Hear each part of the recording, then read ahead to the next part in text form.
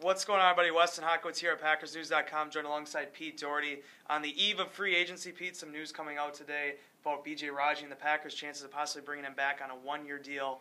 What do you think about that right now, and do you think it would be worth it for the Packers to give him another look after a down 2013? My gut feeling is that it would really be good for the Packers. $4 million isn't cheap, but it's a lot less than you would have thought this guy would have made a year ago.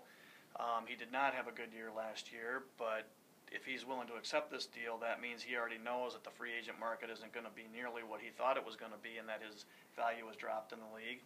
And so then he should be a highly motivated player, which would make you think that they'll get a good, the best year out of him that he can produce. And at $4 million with no future commitment, I would say that's a pretty low risk, high ceiling deal for the Green Bay Packers. Outside of Raji, they have 16 other unrestricted free agents that they have to address. Do you expect any of those to get done before next Tuesday when they hit the open market?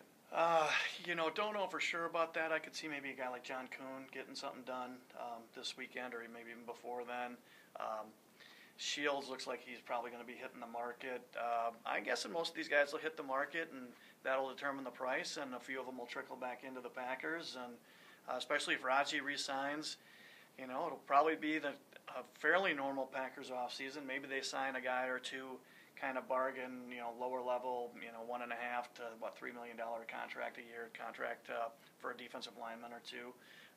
But this looks like just another typical low-key Packers offseason. At least that's kind of the best guess right now.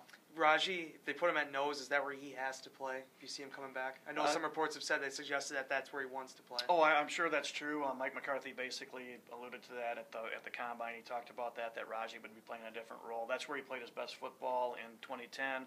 But you still say, that would help some. But in the base defense, they're playing nickel 70% of the time. I think they're in the base only 25-30% of the time. So he's still only lining up at nose tackle a third of the Packers' defensive snaps. So it's still more. I think he just needs to play more like he did in 2010 and be more of that dynamic difference-making guy. All right. Well, stay tuned for more of Pete's updates on PackersNews.com. And until next time, we'll see you later.